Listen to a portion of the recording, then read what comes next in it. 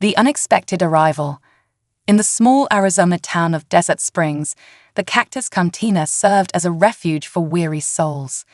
Its neon sign flickered under the starry sky, casting a warm glow over the worn wooden facade. Inside, the atmosphere was a mix of rustic charm and the lingering scent of spilled beer and tacos. Thomas, the bartender, stood behind the counter, wiping down the bar with a rag that had seen better days. At 38, he felt trapped in a cycle of monotony that stretched on endlessly, pouring drinks, sharing stories, and cleaning up after patrons who left too soon. That night, the bar was quieter than usual, save for the occasional shuffle of a customer's chair and the low hum of classic rock playing from the jukebox. Thomas glanced at the clock, 11:23 p.m., and let out a sigh. He had just over half an hour left until closing time, and the thought of heading home to his empty apartment weighed heavily on him. The dull throb of boredom lingered in his chest, a reminder that life had become predictable and dull. Just as he contemplated his future, the door swung open, and a gust of cool night air swept through the bar. The familiar jingle of the door chime caught his attention, pulling him from his thoughts. He looked up, ready to greet the late-night customer, but his words died in his throat. There, framed in the doorway, stood a woman whose appearance defied all logic. Her skin was a radiant shade of blue, shimmering as if illuminated from within. Silver hair cascaded down her back, catching the dim light and reflecting it like moonbeams.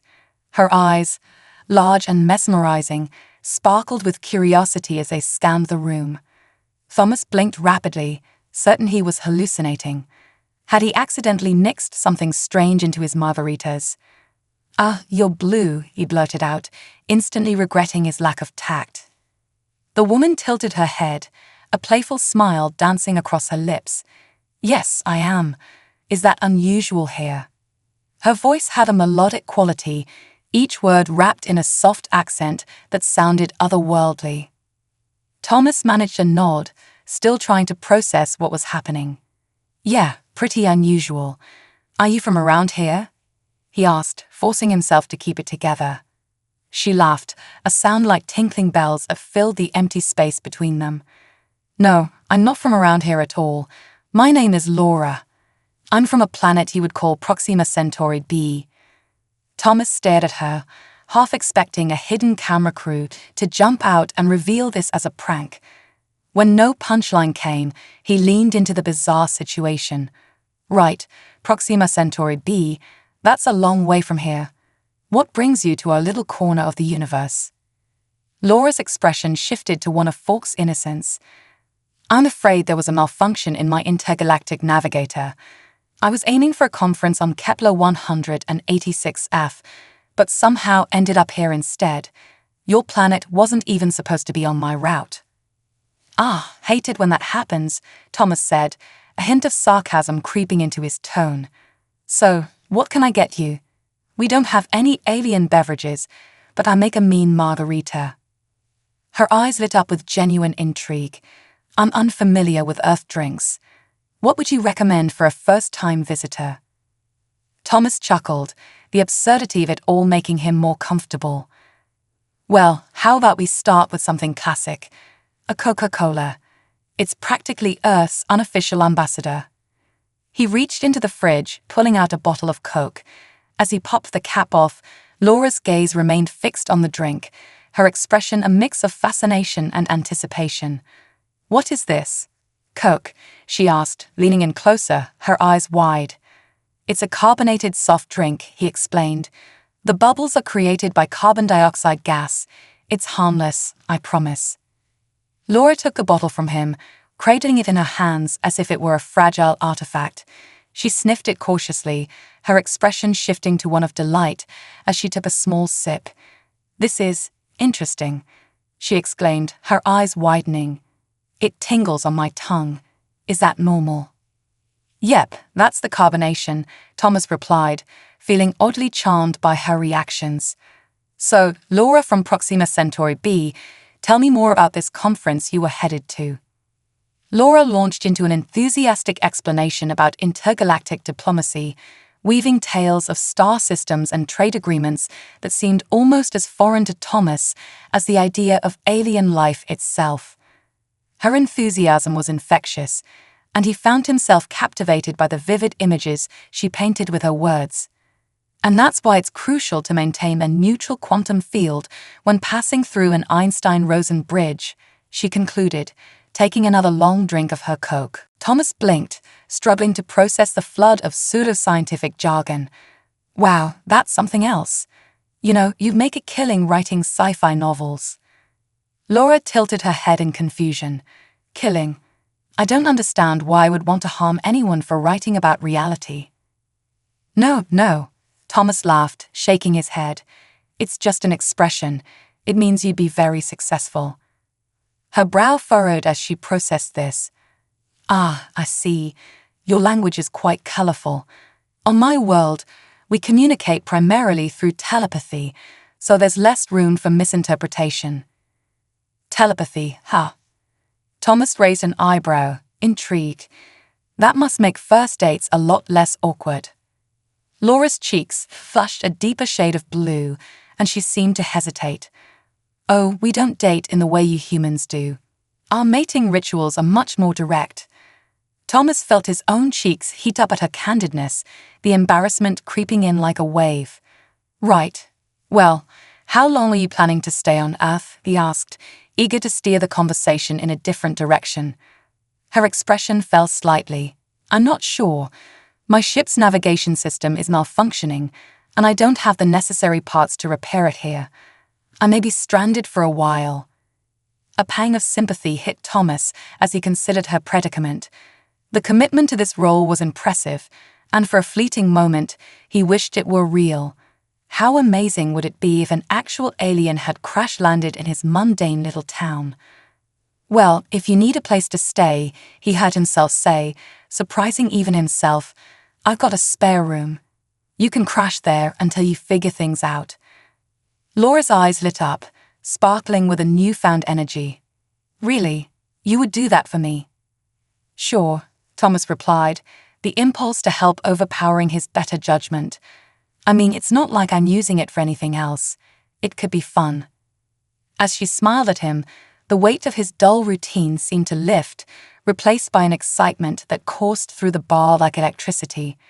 Maybe tonight would be the start of something extraordinary, something that would pull him out of the rut he had been stuck in for so long.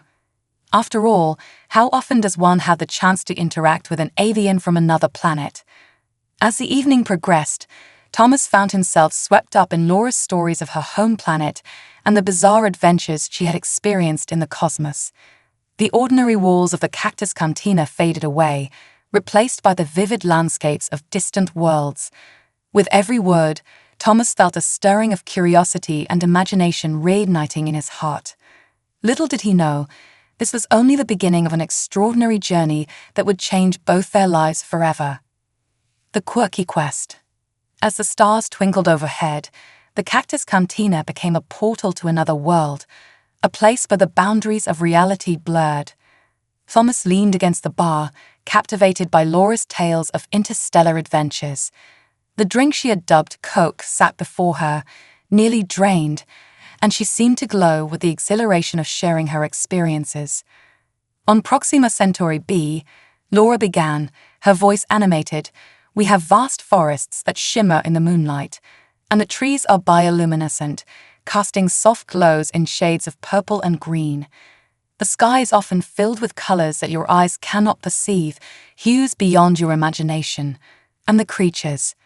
Oh, the creatures are magnificent. Thomas listened, spellbound. He couldn't help but visualize the alien landscapes she described. What kind of creatures? He asked, leaning in closer. Some are friendly, others not so much. There are winged beings that sing in harmonies that resonate with the very air. Then there are the scorvins, fierce predators that thrive in the dense jungles. We learn to coexist with them, of course. Balance is essential in our ecosystem, she explained, her eyes shimmering with the memories of her home. That sounds incredible, Thomas breathed, unable to suppress his awe. He had always dreamed of adventure, of exploring distant worlds, And here he was, listening to a real-life alien share stories of her life among the stars. But the best part, Laura continued, her voice dropping to a conspiratorial whisper, is the Intergalactic Ambassadors Conference. Every year, representatives from various species gather to discuss peace treaties and trade. It's a fascinating event where the most brilliant minds come together. I was set to present my research on sustainable energy practices that could benefit many planets. Sustainable energy, Thomas echoed, intrigued. What does that entail? Laura's face lit up, her passion igniting. We harness energy from the cosmic winds and the electromagnetic fields that envelop our planet. It's a clean source of power, but allows us to thrive without damaging our environment. I was eager to share our findings with other worlds. As she spoke, Thomas felt a strange kinship forming. They were both dreamers, seeking to make a difference, even if their realities were worlds apart. You should still try to get there, he suggested. I mean, you might be stuck here for a bit, but there must be a way to fix your ship, right? I hope so, Laura replied, her expression turning contemplative. But my navigational system requires components that are only available on my home planet. I have no way to contact my people or summon help. Thomas furrowed his brow, a sudden determination blossoming within him. What if we could find a way? I may not know much about space travel, but I'm resourceful. Together, we could figure something out. Laura's eyes sparkled with intrigue. You would help me, a stranger from another world. Absolutely, Thomas replied, a sense of purpose washing over him. The very idea of embarking on a quest filled him with excitement, shoving aside the monotony that had plagued him for so long. Let's find the parts you need. We'll make a plan. Laura beamed at him, her blue skin glowing under the bar lights. Thank you, Thomas. Your kindness is more than I expected from this planet's inhabitants. Over the next few days, Thomas and Laura transformed the Cactus Cantina into their makeshift headquarters. They used the bar's back room as a base of operations, a space filled with diagrams of Laura's spacecraft, drawings of what the missing components looked like, and lists of local suppliers who might have the necessary parts. Okay, so we need a power coupling and a quantum stabilizer, Laura said, leaning over the table covered in sketches. They're not common, but I believe some old mechanics around here might have what we need. Let's start with Jeb's auto repair, Thomas suggested. Jeb was an eccentric mechanic known for his collection of oddities and knack for fixing anything with wheels or engines. If anyone has spare parts, it's him. They made their way to Jeb's place, which was a short drive from the bar. The mechanic's shop was a chaotic wonderland, filled with cars in various stages of repair, scattered tools, and shelves crammed with parts that looked like they belonged to spaceships rather than cars. Thomas felt a rush of excitement as they entered, the familiar sense of oil and metal filling the air. Hey, Jeb, Thomas called, spotting the mechanic under the hood of a battered truck. Got a minute? Sure, come on in, Jeb replied, wiping his hands on a rag before emerging from the shadows. His beard was long and wild, and his eyes sparkled with mischief. What brings you two here? Thomas hesitated for a moment, glancing at Laura. She nodded encouragingly, and he took a breath. I need your help. This is Laura, and she's from Proxima Centauri B. Laura interrupted, her enthusiasm shining through. I crashed my ship, and I'm looking for parts to fix it. Jeb's eyebrows shot up, his interest piqued. An alien, huh? Well, I thought I'd seen everything. What do you need? As Laura explained the components, Thomas watched Jeb's expression shift from disbelief to intrigue. The mechanic scratched his beard, thinking, you might be in luck. I've got some old gear stashed away from when I used to work on custom builds. Let me take a look. Jeb led them through the cluttered aisles of the shop, his voice filled with excitement as he rummaged through boxes. Now, don't get your hopes up. Most of this stuff is junk, but you never know what I might have lying around. While Jeb searched, Laura leaned closer to Thomas, her eyes glimmering with anticipation. Do you really think we can find what I need? I believe we can, Thomas replied, feeling a surge of confidence. "We've come this far, we're not giving up now." After several minutes of searching, Jeb emerged triumphantly, holding a small device in his hands. "How about this? It's a quantum stabilizer. A bit worn, but it should work for your ship. And let me see if I can find that power coupling you mentioned." Laura's face lit up with joy as she took the stabilizer, examining it carefully. "This is perfect. Thank you, Jeb." The mechanic grinned, enjoying the thrill of the unusual task. "You're welcome. Now, about that power coupling." He disappeared into another area of the shop, leaving Thomas and Laura to chat. "I can't believe we're actually doing this," Laura said, her voice filled with excitement. "It feels like a dream." "Yeah, it does," Thomas admitted. "For the first time in a long time, I feel alive. This is what I've been missing. Adventure, purpose. Adventure is always around us, waiting for us to seize it," Laura said, her expression sincere. "Sometimes it takes the most unexpected encounters to spark the fire within." As Jeb returned with a power coupling, Thomas couldn't shake the feeling that this quest had already changed him.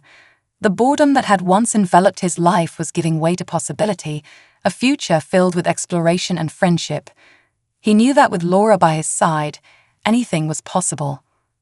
The trio continued their search for the remaining parts, embarking on a quest that would lead them to uncharted territory, not just in the vast universe but within themselves. Little did they know, the journey ahead would test their resolve and challenge everything they thought they knew about each other and themselves. The journey begins. With the sun rising over the Arizona desert, casting a warm glow on the Cactus Cantina, Thomas and Laura prepared for their next steps.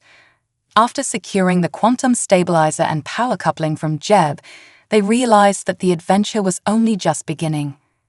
The parts they had acquired were just pieces of the puzzle needed to get Laura's ship back in working order. As they gathered around the bar, Laura studied the makeshift blueprint she had drawn on a piece of paper, her brow furrowed in concentration. "Okay, the next thing we need is a hyperdrive component. It's crucial for getting my ship back to Proxima Centauri B," Laura explained, her finger tracing the outline of the schematic. "Without it, I can't even attempt to get back home." Thomas felt a mix of excitement and trepidation at the prospect of finding such a rare part. "Where do we start looking for something like that?" he asked, his enthusiasm tempered by a hint of doubt. "There's an old salvage yard a few miles from here, run by a guy named Hank. He's got a reputation for having all sorts of discarded tech. If anyone has what we need, it's him," Laura replied, her eyes lighting up at the thought. "Let's do it," Thomas said, determination bubbling inside him. The thrill of the chase was invigorating, awakening something in him that had lain dormant for far too long.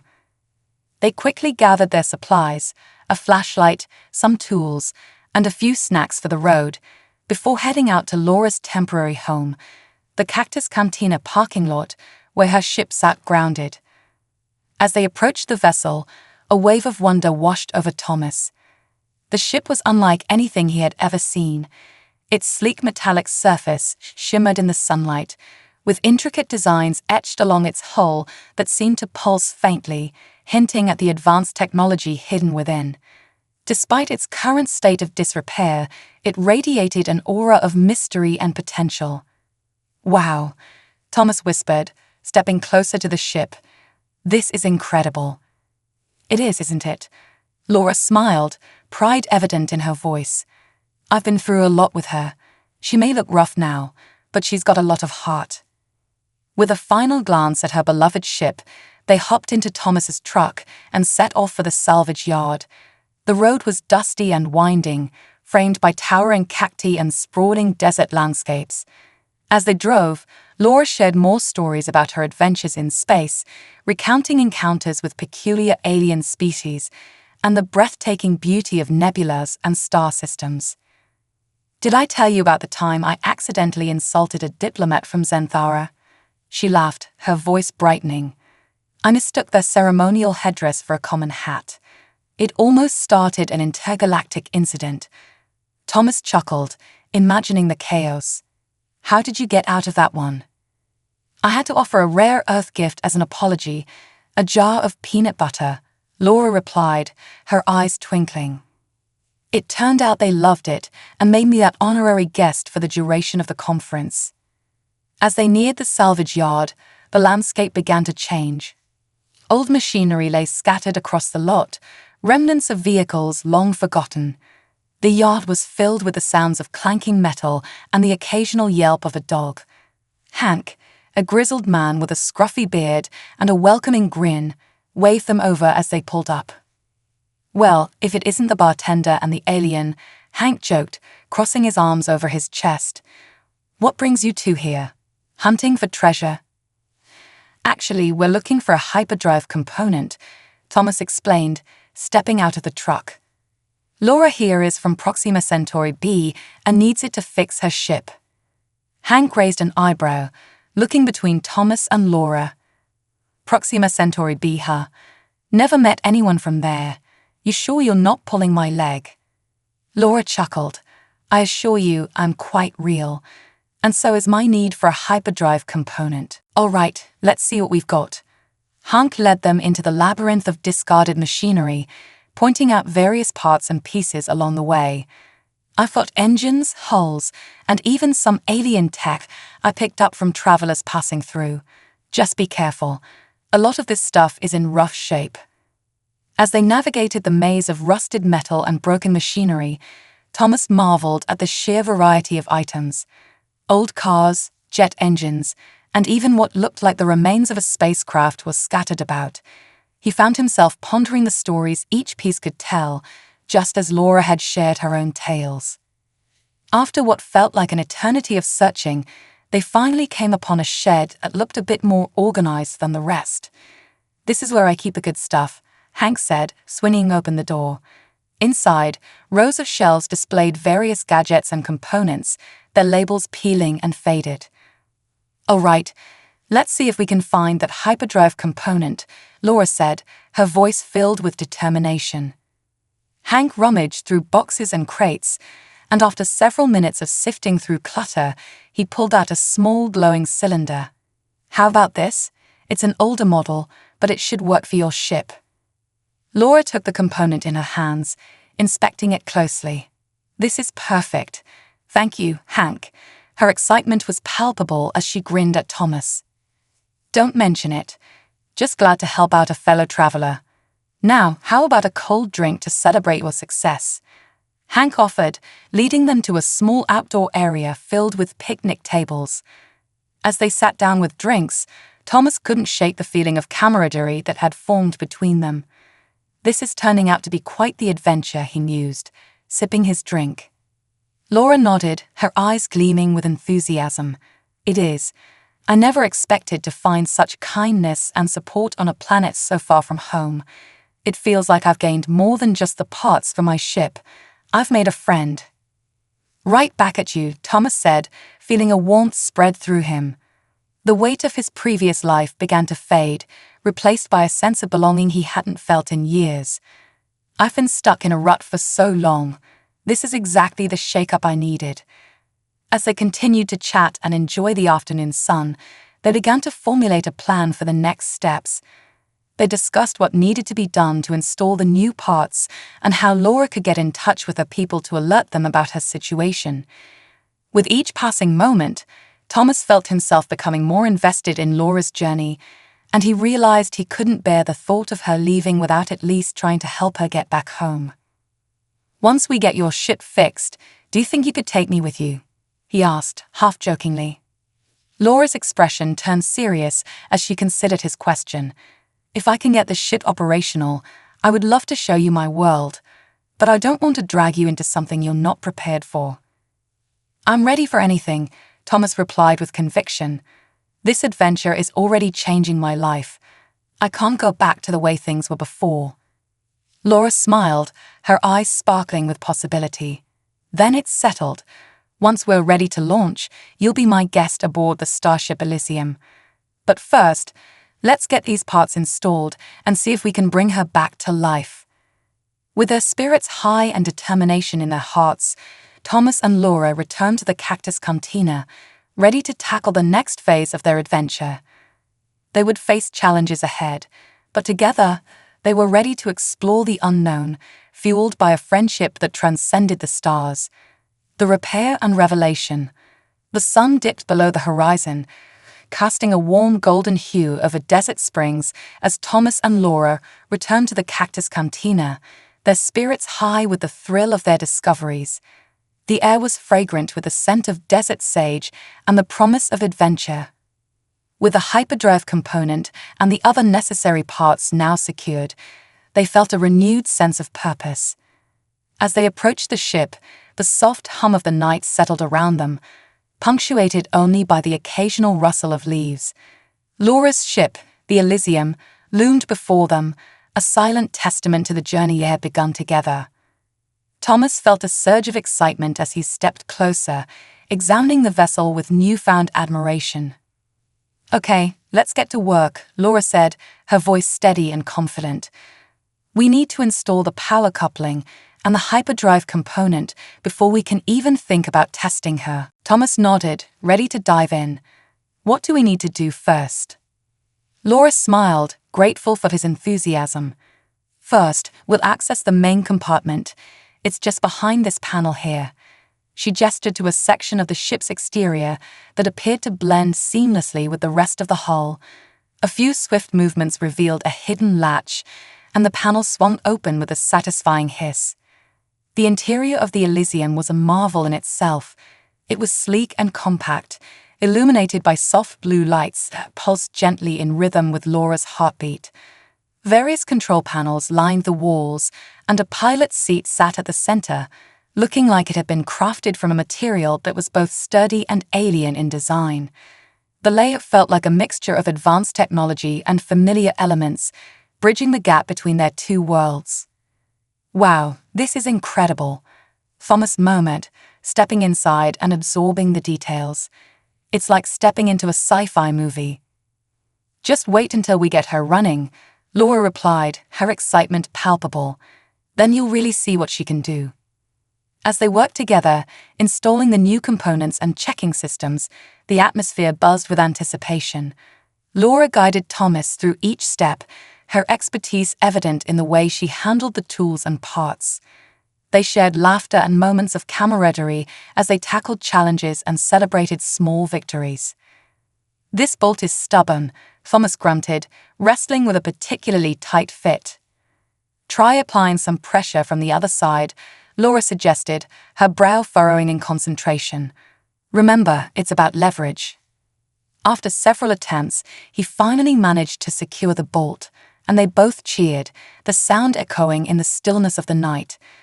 "We make a great team," Thomas said, wiping the sweat from his brow.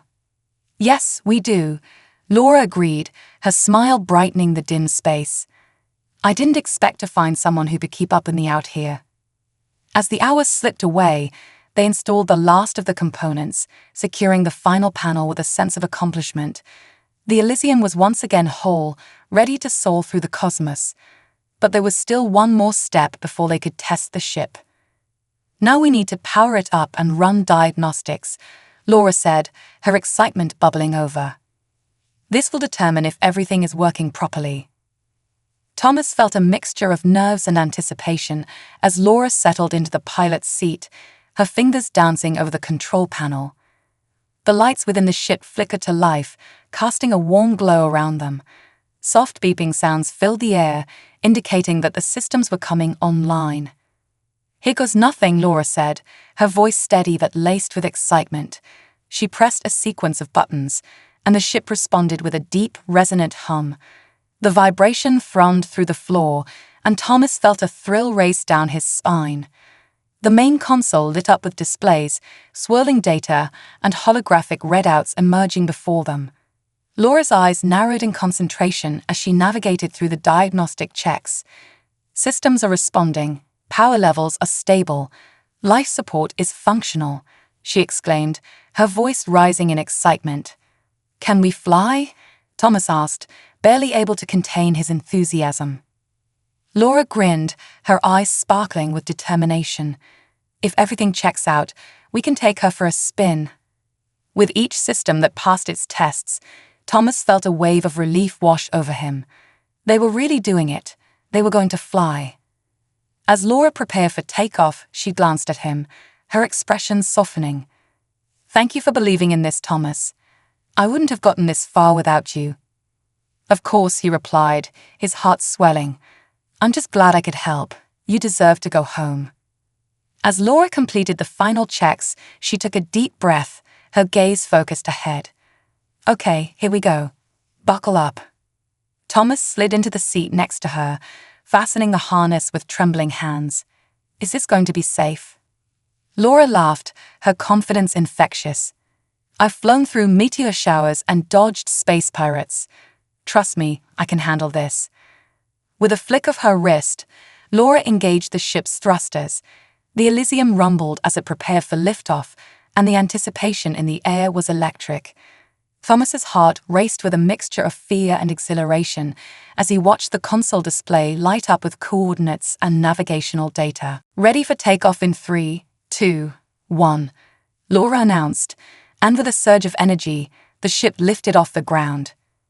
The world outside the cockpit fell away as the Elysium soared into the night sky. Thomas felt the weight of gravity release him, and for a moment he understood the true meaning of freedom. They rose higher and higher, breaking through the clouds, leaving the constraints of Earth behind. "Look," Laura shouted, her excitement spilling over as she pointed at the view outside. "We're above the atmosphere." Through the window, the vast expanse of space stretched out before them, dotted with stars that twinkled like diamonds against the deep black canvas. Thomas gasped, his breath taken away by the beauty of it all. "This is amazing." Laura's fingers danced over the controls as she initiated the hyperdrive system. "Hold on tight. We're about to enter hyperspace." Before Thomas could fully comprehend what was happening, the ship surged forward, the stars outside stretching into brilliant lines of light. The sensation was like being catapulted through time and space, and Thomas's heart raced with the thrill of the journey. As they traveled through the warp of hyperspace, he turned to Laura, a mixture of awe and disbelief in his eyes. "I can't believe this is real. I'm actually flying through space." "Welcome to the adventure of a lifetime." Laura laughed, her joy infectious. "This is just the beginning." But amid the exhilaration, a moment of realization washed over Thomas. He had left behind his ordinary life, stepping into a realm of endless possibilities. With Laura by his side, they were bound for worlds unknown, ready to explore the vast cosmos and embrace the challenges ahead. As the ship hurtled through the stars, Thomas felt a shift within himself. The weight of his previous existence faded away, replaced by the exhilarating promise of the unknown.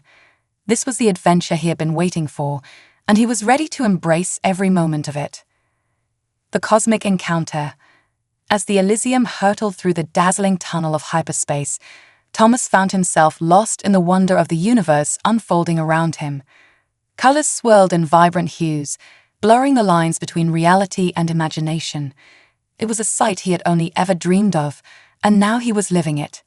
Beside him, Laura was focused intently on the controls, her fingers gliding over the interface with an expertise that spoke of years of experience. "Hold on tight," Laura called out, a gleam of excitement in her eyes. "We're about to drop out of hyperspace." The ship shuddered slightly as it transitioned back into normal space, the vibrant streaks of light dissolving into a breathtaking view of the cosmos. Before them lay a breathtaking vista, a nebula swirling in a riot of colors, its gases glowing in shades of pink, blue, and gold.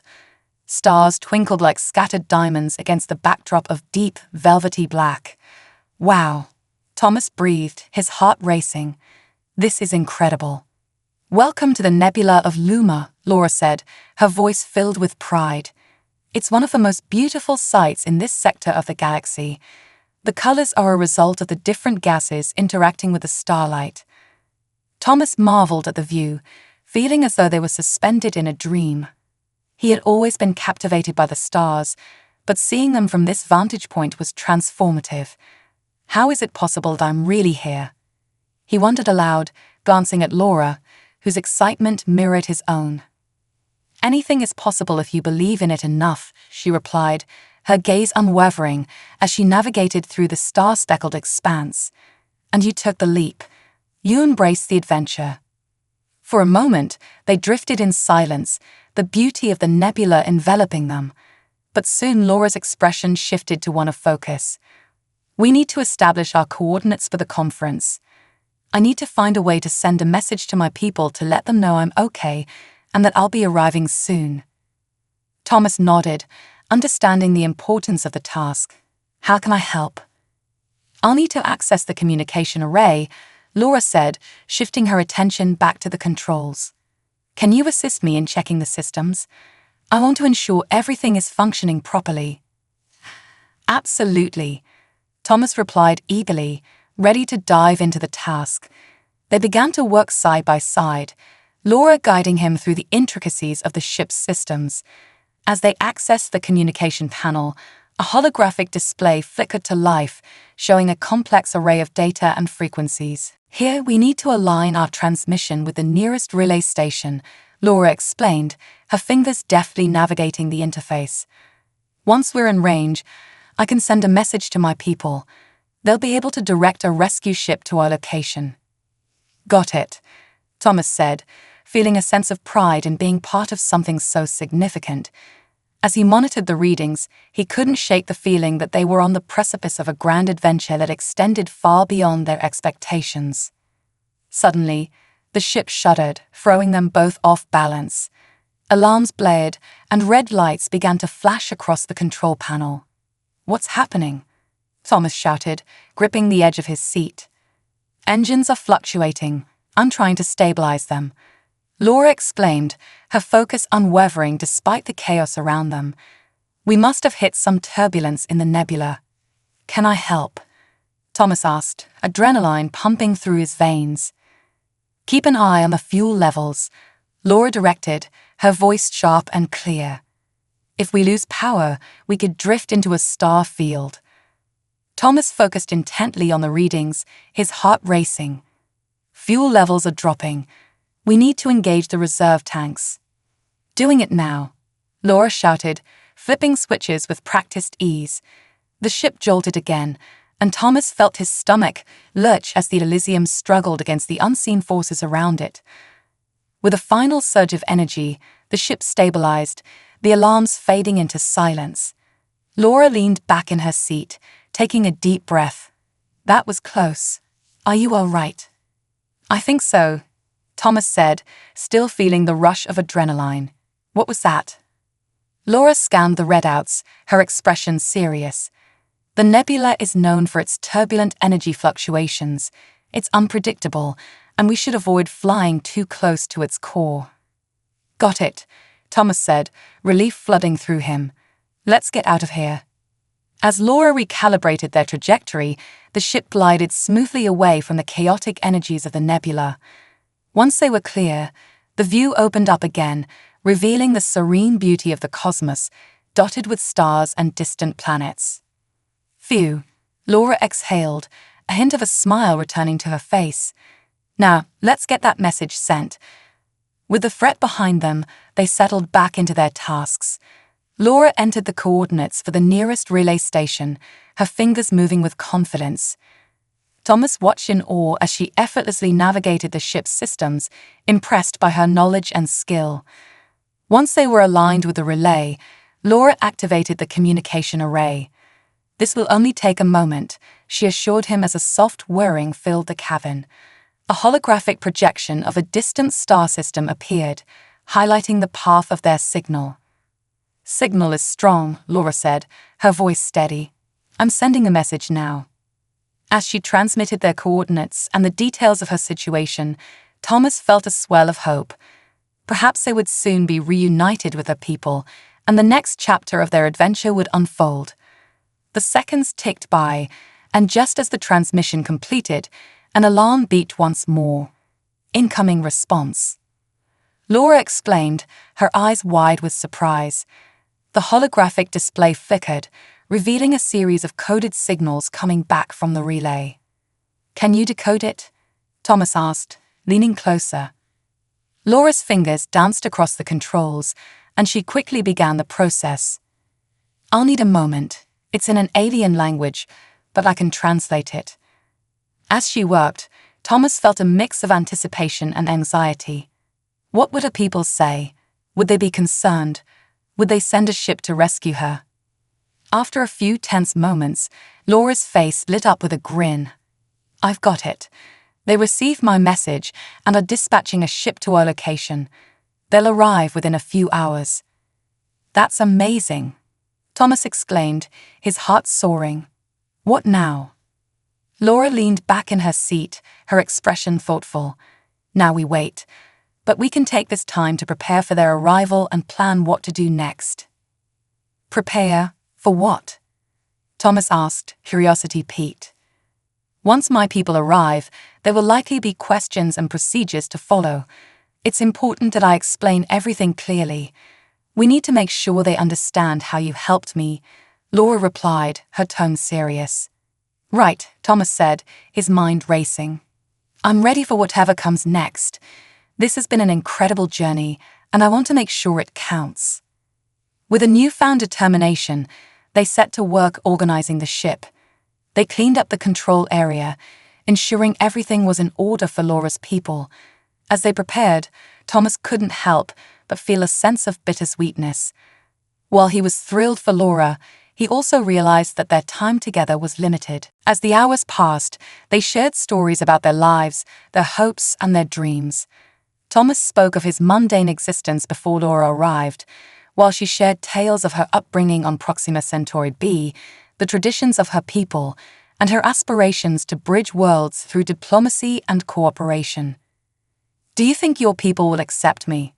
Thomas asked, the vulnerability in his voice clear. "They will," Laura assured him, her gaze steady. "They value kindness and bravery. You've already shown both." Just as the conversation deepened, the ship's sensors pinged, alerting them to a new signal. "They're here," Laura exclaimed, excitement filling her voice. The Elysium's exterior lights flickered to life as she initiated the docking procedures, her heart racing with anticipation. Thomas felt a mixture of exhilaration and anxiety as he prepared to meet the beings from Laura's home planet. Would they be like her, warm and welcoming, or would they view him with suspicion?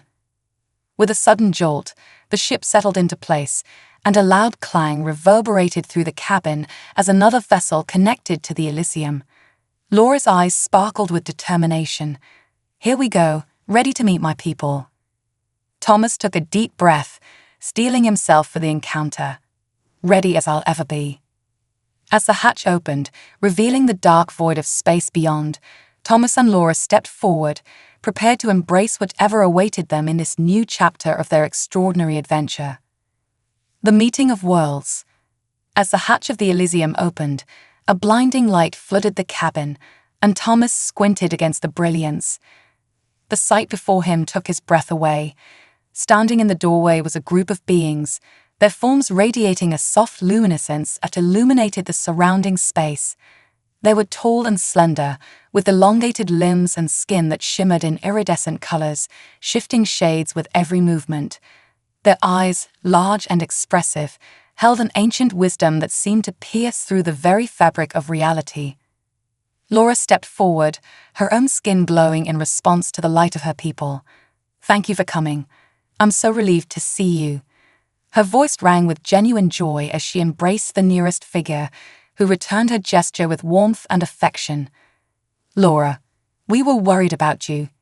The voice of the leader, a tall figure with a crown of intricate bioluminescent tendrils, resonated with a melodic quality. "We tracked your signal and rushed here as soon as we could. Your report of a malfunction was concerning. Everything is fine now. I was lucky to have met Thomas," Laura said, gesturing toward him. "He helped me fix the Elysium. Without him, I wouldn't be standing here." The group turned their gaze toward Thomas, their expressions unreadable yet filled with curiosity. He felt his heart race as they studied him, and a knot of anxiety formed in his stomach. "Hi," he managed, waving awkwardly. "I'm Thomas. It's nice to meet you all." "Welcome, Thomas," the leader replied, their voice soothing and resonant. "I am Elira, chief of the Proxima Centauri B Council. We are grateful for your assistance in our daughter's time of need." Thomas blinked, surprised at the use of daughter. It made the situation feel even more surreal. "I'm just glad I could help," he said, his voice barely above a whisper. "I mean, it's not every day you meet an alien, let alone help one fix her spaceship." Laughter rippled through the group, musical and light. "You have much to learn about our world, Thomas," Elira said. "We are not so different. Kindness knows no bounds, whether among stars or within your own solar system." As the initial shock began to wear off, Thomas stepped forward, curiosity replacing his apprehension. "What happens now? Are you all going to take Laura home?" Elira nodded, their expression shifting to one of solemnity. "Yes, we have come to escort her back to our planet and discuss her findings at the conference. However, we would like to extend an invitation for you to join us, Thomas, if you wish." "Me?" he stammered, a mix of disbelief and excitement swirling within him. "Why would you want me to come?" "Because you have proven yourself to be a valuable ally and a friend to Laura," Elira explained, their voice steady. "Your perspective as a human may provide insights that could benefit our discussions. Moreover, the bond forged between your worlds has the potential to strengthen interspecies relations." Thomas glanced at Laura, who beamed at him with pride. "What do you think? Should I go?" he asked, his voice barely concealing the thrill of the unknown. "I think it would be an incredible opportunity for you," Laura replied, her eyes sparkling with excitement. "You've always wanted to explore beyond Earth, and this is your chance to see my world." After a moment of contemplation, Thomas took a deep breath, his heart racing. "Okay, I'm in. Let's do this." "Excellent," Elira said, their face lighting up. "Prepare for the journey, then. We must make haste." As the group moved back into the Elysium, Thomas felt a surge of anticipation. The atmosphere was charged with energy, a blend of excitement and uncertainty. He was stepping into the unknown, leaving behind everything familiar, but the thrill of discovery pushed him forward. Once inside, Laura and Thomas took their seats at the control panel. The beings from Proxima Centauri B spread out around them, observing the ship with fascination. Elira settled into the pilot's seat, their movements graceful and fluid as they engaged the ship's systems. "We'll initiate the jump to Proxima Centauri B shortly," Elira explained, inputting data into the console. "Prepare for another hyperspace transit. It may feel different this time." "Different how?" Thomas asked, curiosity piqued. "The energies of the nebula we just traversed affect the ships differently based on their design and the origin of their travelers. The experience will be unique," Elira replied with a twinkle in her eye. With a nod, Laura began to double-check the systems, ensuring everything was in order. The ship hummed to life, and Thomas felt the familiar rush of anticipation building inside him. He glanced at Laura, whose expression was a mix of focus and joy. "Ready when you are," she said, her voice steady. Elira finished their preparations and turned to them. "Hold on tight. We will enter hyperspace in 3, 2, 1. The Elysium surged forward, the stars outside stretching into brilliant lines of light as they broke into hyperspace. Thomas felt a mix of exhilaration and awe as they sped through the cosmos, the sensation of movement both intoxicating and grounding. This was it. The journey he had only dreamed of was unfolding before his eyes. "Isn't it beautiful?" Laura exclaimed, her excitement infectious. "Absolutely," Thomas agreed, his heart racing as he absorbed the breathtaking sights around him. "I can't believe I'm actually doing this." As the ship sailed through the vastness of space, the Proxima Centauri B beings shared stories of their planet, recounting tales of its vibrant ecosystems, rich cultures, and the advancements they had made in technology and sustainability. Thomas listened intently, his heart swelling with a sense of wonder. They painted pictures of lush landscapes, shimmering lakes, and cities that thrived in harmony with nature, all illuminated by the soft glow of their home star. Hours passed, And just as Thomas began to feel the fatigue of the journey, Allura announced, "We are approaching Proxima Centauri b. Prepare for descent." With renewed energy, Thomas leaned forward, peering out of the cockpit window. In the distance, a beautiful planet came into view, cloaked in vibrant greens and blues. As they drew closer, he could see sprawling cities nestled among the hills and glistening rivers snaking through the landscape. "This is incredible," he breathed, captivated by the sight. "It looks like a paradise." Laura smiled, her eyes shining with pride. "It's home." As they descended through the atmosphere, the ship began to shake slightly, but Allura skillfully navigated the turbulence. The landscape unfolded beneath them, revealing breathtaking vistas that seemed to stretch on forever. Thomas felt a sense of belonging swell within him, as if he were being welcomed into a new world. Moments later, they touched down on a soft landing pad, surrounded by lush greenery and towering trees. As the hatch opened and the warm air filled the cabin, Thomas took a deep breath, savoring the fresh, fragrant scent of alien flora. "Welcome to Proxima Centauri b," Allura announced, stepping out of the ship first. "We hope you enjoy your stay." As Thomas stepped onto the alien soil, a rush of excitement surged through him. He had embarked on an adventure that had begun with a chance encounter in a bar and led him to this breathtaking world. With Laura by his side and a new journey ahead, he knew this was just the beginning of something extraordinary.